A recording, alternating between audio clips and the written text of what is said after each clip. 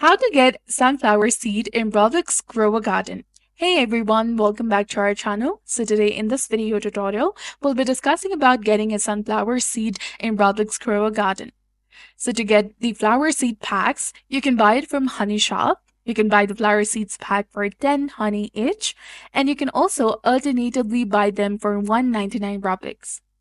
Sunflower seeds have 0.5% chance to drop from each flower seed pack. This makes them very rare. And there are also busy bee event. During the swarm event, bees pollinate your crops every hour during this event. And trade pollinated crops with the Onit NPC for honey. And use the honey to buy more flower seed packs.